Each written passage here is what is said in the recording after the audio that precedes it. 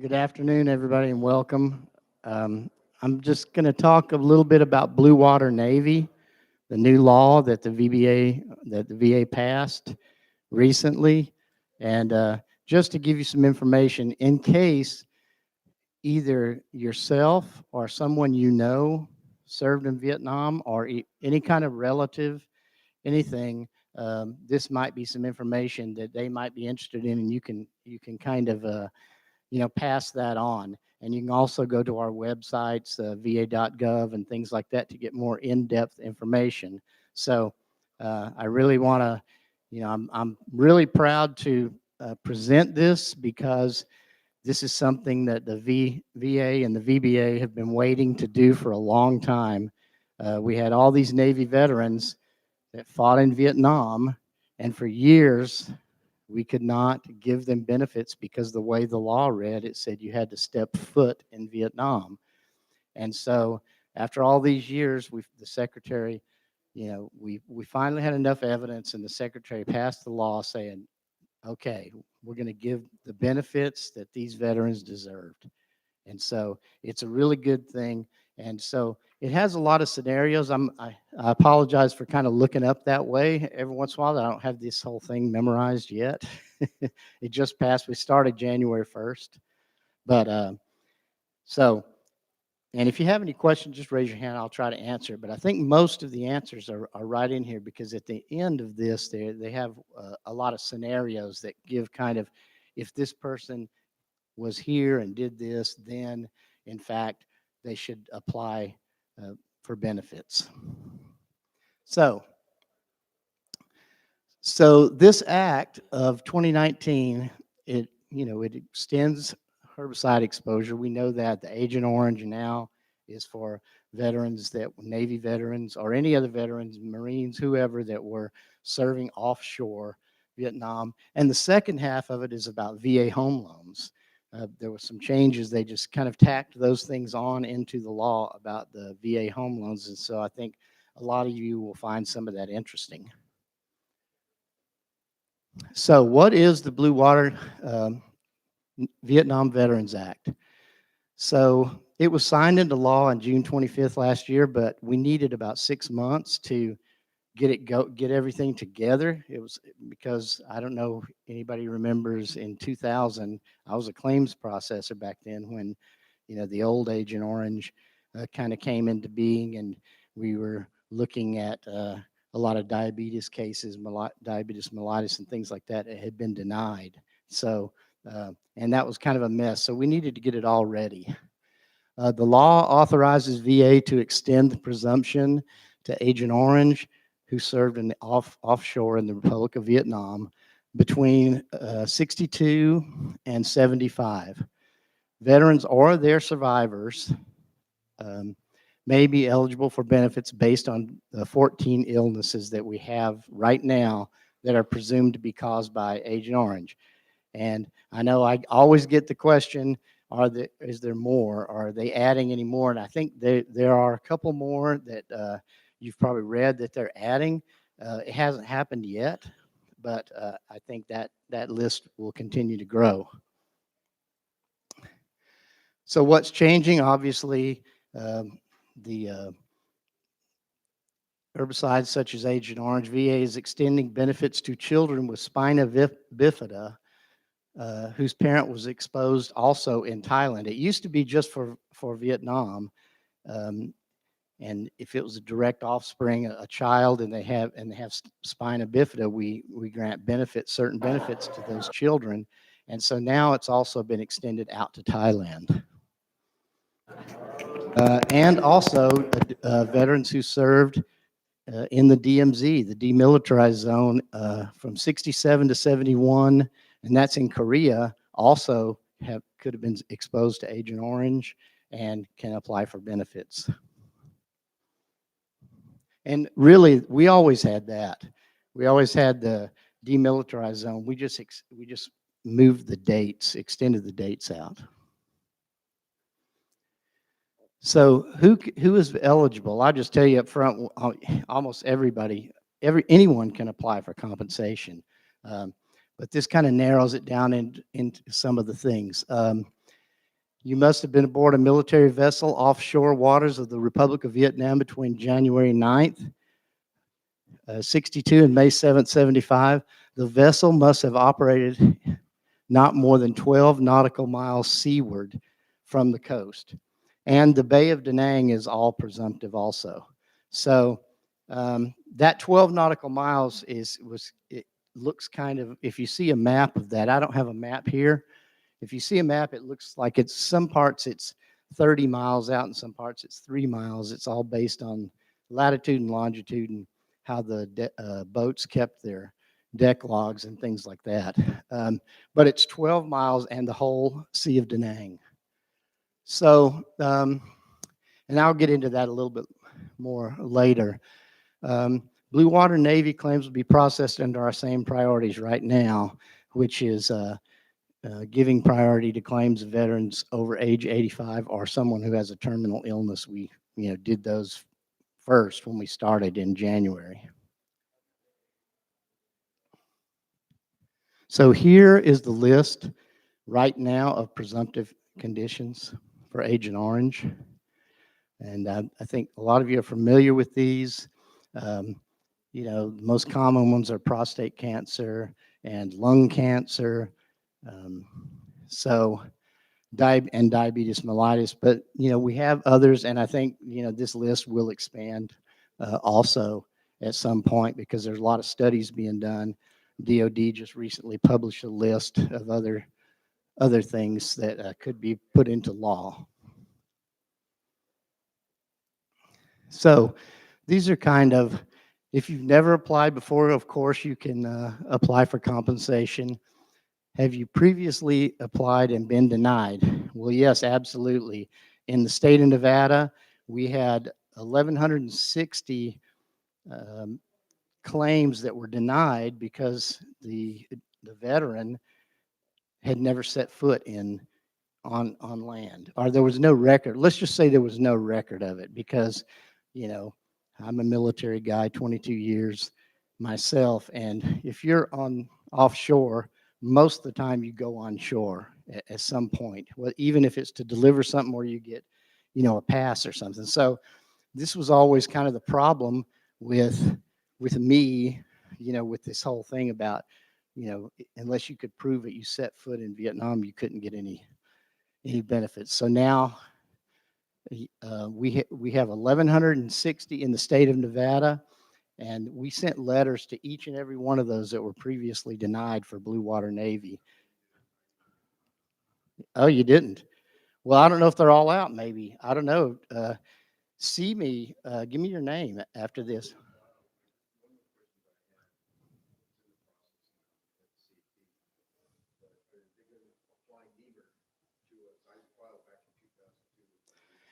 I mean, it depends on the situation, but if you look at the numbers, I don't know if you were here earlier when I was giving out some of those numbers.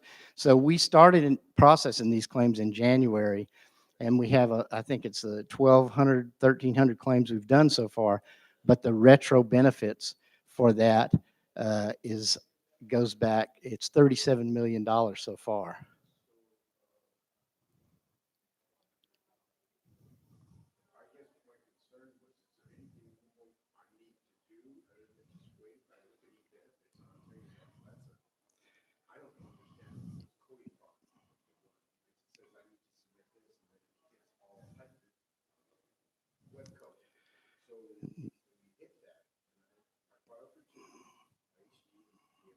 Mm-hmm.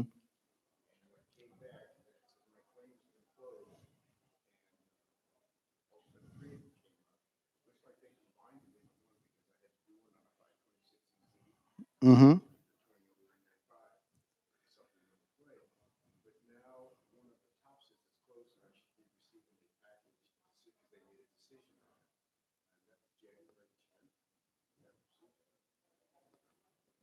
Okay, well, I mean, give me your name, and you can work with some of our, we have Rebecca back here. Maybe you can, she's got her hand up right there. Maybe you can give her name and, work with a VSO or our benefits counselors up here at front. This is a top priority for us, a new law change. We're really trying to get these going. But like I said, as far as NEMR, I don't know, there's different scenarios and everything with that, but it looks like to me that they're applying NEMR because 37 million for 1,200 claims, that's a lot of retro. So, yes.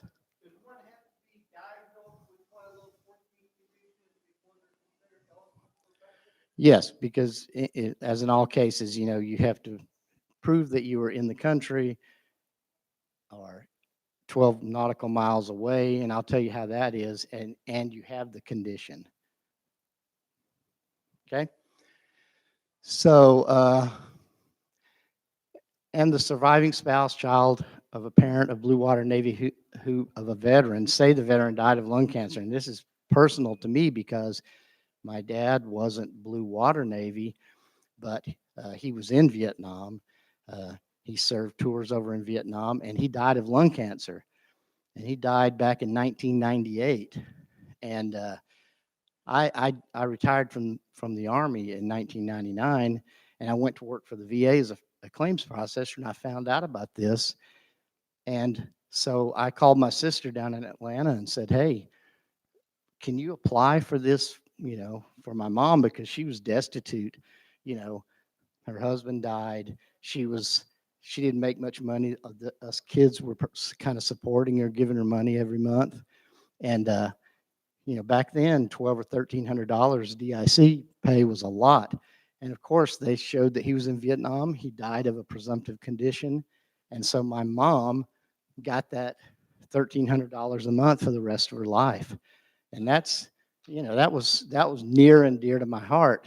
How that happened. That's one of the reasons that I stayed with the VA, because that was within my first year. So it's the same thing with this. It just reopens that whole thing.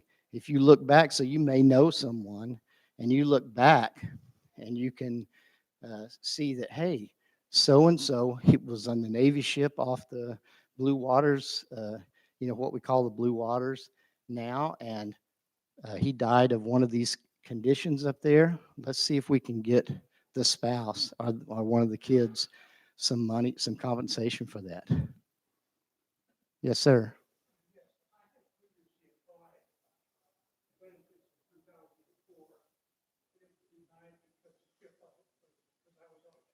Right.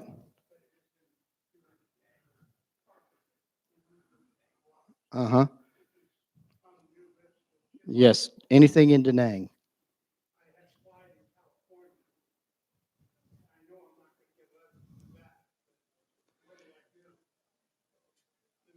It should, the state won't matter where you are, because it's a national initiative. So I don't know where the letters didn't come from the state. They came from national. So did you get a letter?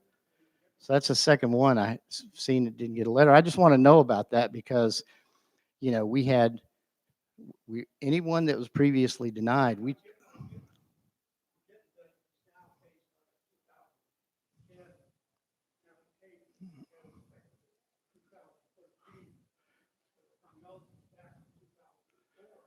absolutely reapply. Yes. Right. Any ship that was in the Bay of Da Nang is okay. Yeah. No, I mean, you should, yes, absolutely, should apply. Just if you have a VSO, go through that. They'll have all the forms. You know, I don't, I didn't want to put all the different forms on here and everything. Nobody would retain that, but, go to a VSO or one of our claims um, benefits counselors over here, and they'll put you in the right direction to,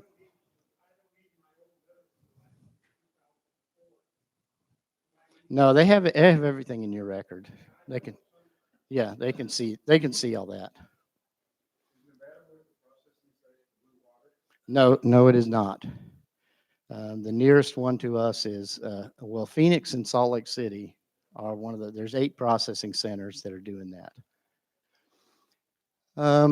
So, am I the child of a veteran with spina bifida? That's what I talked about before. A veteran parent must have served in Vietnam or Thailand, and if they have spina bifida, there's a whole set of benefits that they could be eligible for. that was a change.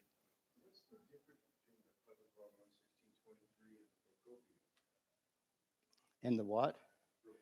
Oh, I wouldn't know. I'd have to look that up myself. Well, it's the same thing. It's just that they added the home loan stuff to the home loan stuff and a couple of other things that weren't really benefits related. So, um, so also served in or near the Korean DMZ from those dates that I talked about before. Yes, absolutely apply for benefits. Do you have a condition was caused by service-connected herbicide exposure that is not on that presumptive list? So you can still apply as long as you have some kind of scientific or medical evidence, you know, a doctor saying, no, this was caused by herbicide exposure. If you have something that says that, or you can show that your condition started during Vietnam and it's still there, yes, absolutely apply. We encourage everybody to apply every time, all the time. Um, it's really important to make this law beneficial to the families of all those veterans that served all these years and were crying about, you know, I was in Vietnam. I went ashore, but there's no record of it. And so we finally get this. I really want to encourage spreading the word. Everybody knows somebody that, you know, let's see. So what benefits can I expect to receive if my claim is approved? Okay, well, of course, you could get monthly disability compensation payment, and that's based on the level of your disability. Um, and you know, your level of disability with it, a lot of times in these cases, most of those conditions except diabetes are cancer, and a lot of times that's 100% unless it's in remission. So this was kind of the interesting part. It was pretty good, and I actually went and looked at a demonstration of this. So what if you don't know your ship was in those 12 nautical miles? We partnered with the National Archives and Records Administration, um, and found and you know, pulled the records for every single ship log of every single ship, 750 ships that were in those waters in Vietnam, and we scanned them. It was 26 million scanned documents. And they built a tool. And a few months back, I went to Washington, D.C. and saw them demonstrate this tool before they were going to, you know, implement the law on January 1st. And it was really good because if the veteran showed I was on this ship, you know, had some kind of record in their medical records that said, yes, they were on this ship. It doesn't matter, you know, in this time frame between 62 and 75, then you just punch that information in and it's on a giant map and it'll just turn green. It turns green if that ship came within, at any point, came within 12 nautical miles. And so it just makes it really easy because I remember back, like I said, when I was a claims processor, back in the day, trying to prove that someone was in Vietnam by sifting through their records or even, you know, any other kind of condition they had on deck logs, you know, trying to order deck logs from NARA and get them in and try to sift through and prove it. And the veteran, they know where they were. You know, that's the thing. You know, I was a veteran. I know that not everything I did in the military, in the Army, when I was deployed and everywhere else, I know all that stuff's not in my records. So, you know, it's kind of frustrating for the VA employees when 56% of them are veterans themselves, and they know that, and they're like, it's not in your records. So it can make things difficult. Yes.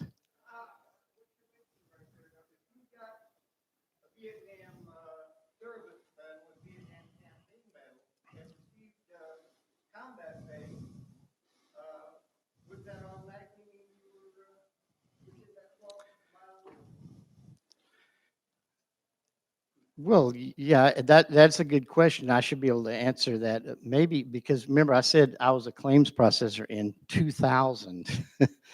That's 20 years ago now. So, um, I don't know. Rebecca, you got any insight into that? It was if you have a Vietnam campaign medal, had and received combat pay during Vietnam, would that automatically qualify you?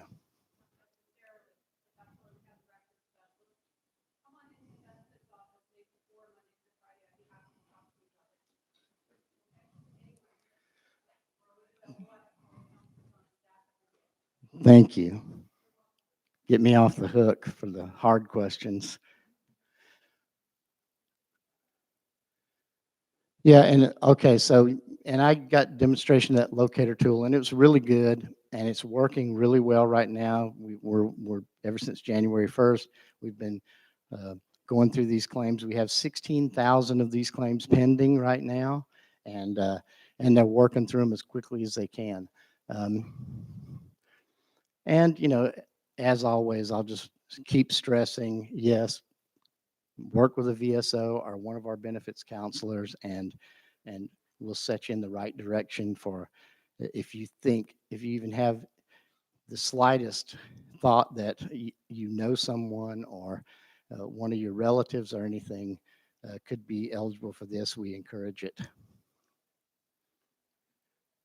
So, well, that kind of, is there any questions about this part of it? There's a few little scenarios that I want to read to you that kind of uh, maybe helps a little bit. It helped me to understand it more, but is there any more questions about the Blue Water Navy part of it?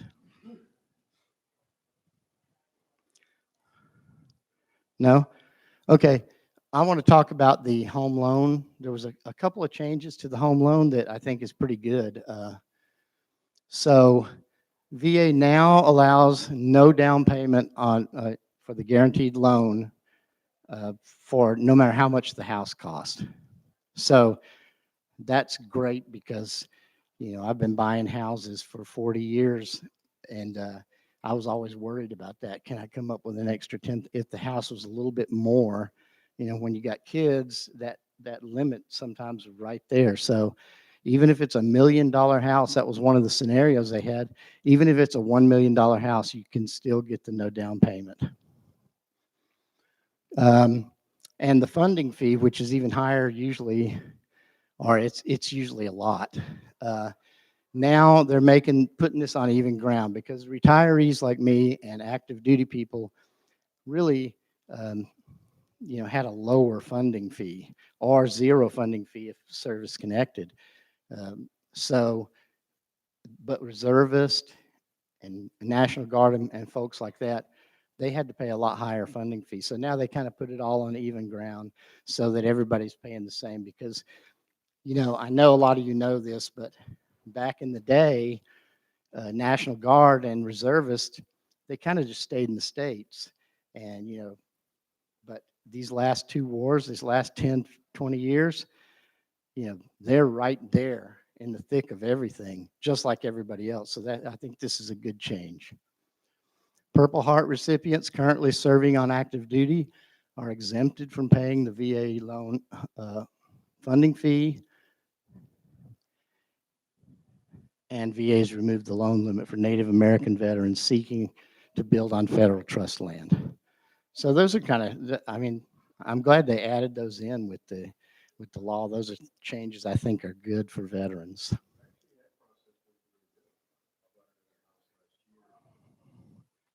Excellent. I'm glad that nice. Excellent. I'm glad that worked. Okay, so I have a few scenarios here. And so you may know somebody in this situation or you may be in it, whatever. I think that they're good just to kind of set the scene. So this U.S. Navy veteran, he served aboard the USS Valley Forge, and he patrolled the waters off Vietnam, but he never docked in a Vietnamese port. He gets prostate cancer in 2015. He applied for service connection disability rating, It was denied, of course, because there was nothing showing he ever set foot on land. Can he apply? Yes. And this is where it says, but two people said they didn't get the letters, but it says yes, he can. In fact, VA sent him a letter. So I don't know. I'm hoping that part works.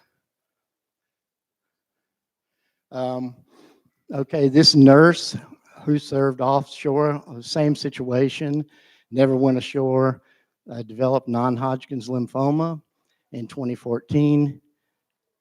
Because her condition was being successfully treated, and because she thought she was not eligible, she never filed it. And of course, yeah, I said at the beginning, the answer to all these is going to be yes. We're not going to put anything up there where it's like, no, you can't do that. But this is, I think, we encourage everyone to apply if they think they have can get some benefits from this. This is a U.S. Navy veteran who served aboard the U.S. Dynamic in 1968. He has a legacy appeal pending. So this is for diabetes mellitus. So this gets into the appeals range.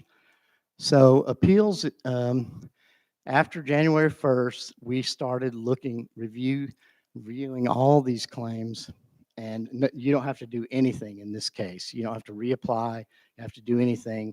Board of Veteran Appeals and our Appeals Management Office in Washington, D.C. are looking at those claims. So if you know anyone that is in that situation, or you'll hear something. And like I said, these legacy appeals earlier, I said that they're all going to be gone by July 4th of this year.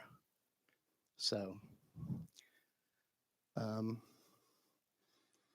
Joan is the widow of a Navy veteran who in 1970s served on the USS St. Louis in the offshore waters of the Republic of Vietnam, who never went ashore, and who died of chronic B-cell leukemia in 2009. Can she, well, she can't, but, well, she can file for indemnity. This is the same situation I tell you about my father, my dad. He was already passed away when I found out about presumptive Agent Orange, and my mom got the benefits. So absolutely, if you know anyone in that situation, have them apply for DIC.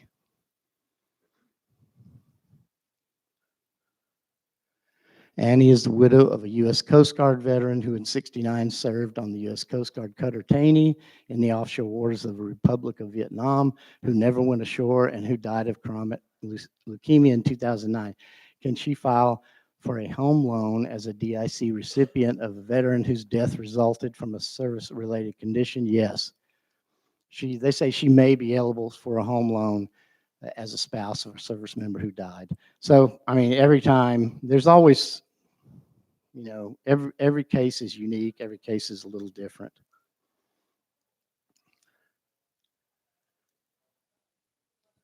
This is a little bit different one. Stephen is the biological child of Bill, a Vietnam-era veteran who served in Thailand in 1970, but not in Vietnam. He was born with spina bifida. Neither Stephen nor Bill ever filed a VA compensation claim because he was told that you could only get it if your parent was in Vietnam, and now that has changed, so yes, that person should apply. And this one, Dan is a U.S. Navy veteran who served aboard the Valley Forge that patrolled the waters, never went ashore. He developed lung cancer in 2015 and applied for service connection disability rating in 2016. His claim was denied because he had never gone ashore. He died in 2017, and Sarah claimed indemnity DIC 2 months later. Her claim was denied. Can she apply again? Yes, of course. There's going to be a lot of claims like this where they were denied because they never set foot ashore in Vietnam, and now they can. And that is it. Are there any questions about any of this? Like, I'm not I'm a kind of a high level knowledge of this. I don't know any intricate claims processing questions. I just know what the law means and what it says, and I'm happy about the law. It's a good law, uh, and my personal opinion is I'd been hoping that this would happen and this law would pass for many years because I I know what it is to be in that situation where everything's not in your record. Anything?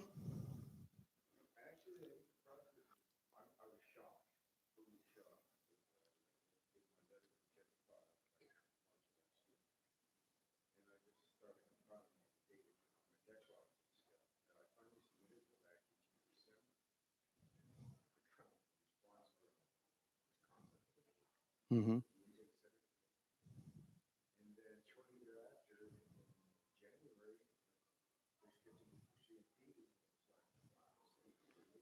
Yeah, they really, that's why the secretary gives that 6 months between the time the law back in July and starting to do it in January, so we could get ready for all these claims coming in.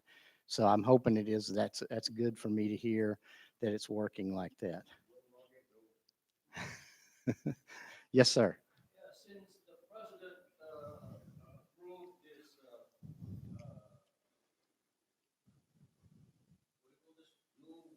Yes, Blue Water Navy.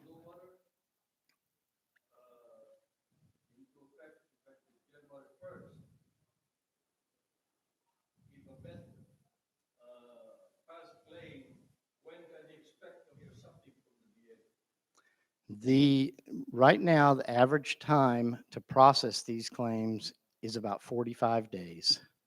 45 days.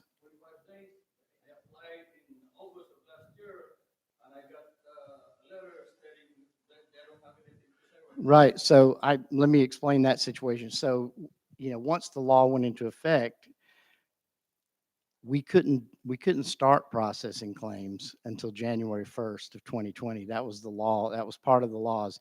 We couldn't start. So it's been, 1 month now that they've started processing the claims. Everything was just sitting there waiting. And the reason it was waiting is because they were trying to build that tool, the Blue Water Navy tool and all the things, and try to get special teams, 8 processing centers that were experts in all those conditions and everything. So that's why, probably because someone who was on that waiting list um, wouldn't have anything quite yet, especially if it was like back from August. Yes.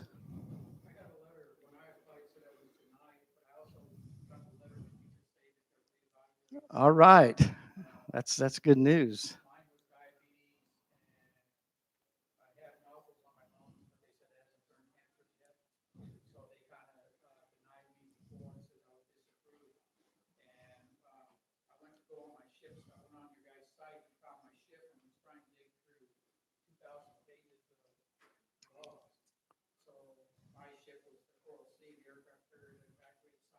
Mm-hmm.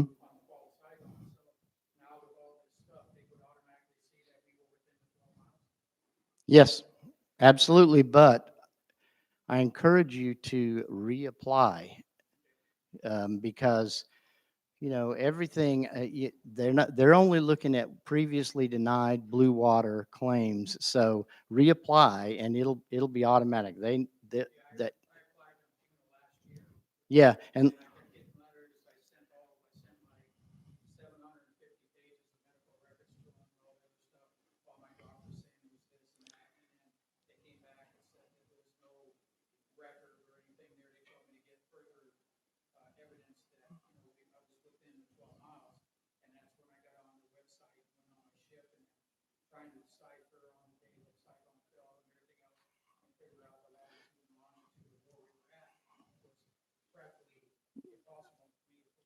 yeah, and so this tool will be able to figure that out. And so I really encourage you to see a benefits counselor or a VSO and have them look and see if this is one of the ones that's still in the queue that started on January 1st. And if it's not, just reapply and it should go pretty quick.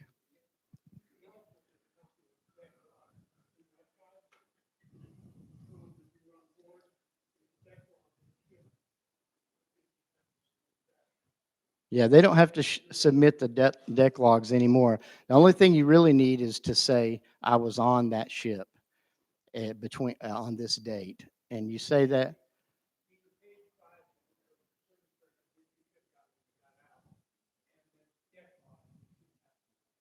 Yes, thank you.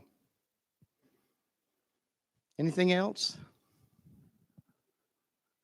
All right, well, do you have a question?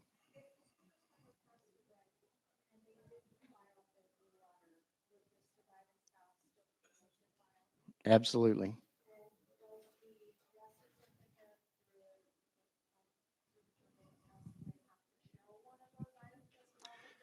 Well, sometimes the death certificates, they'll say just heart failure, but it was due to, one of these other conditions.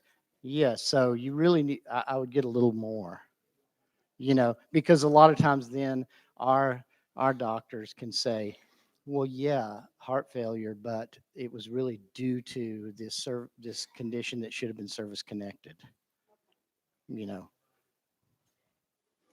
Okay, well, thank you everyone for coming, and please see our benefits counselors, uh, our VSOs about if you have any further questions, and go to the website, va.gov, and there's a lot of more information. Thank you very much.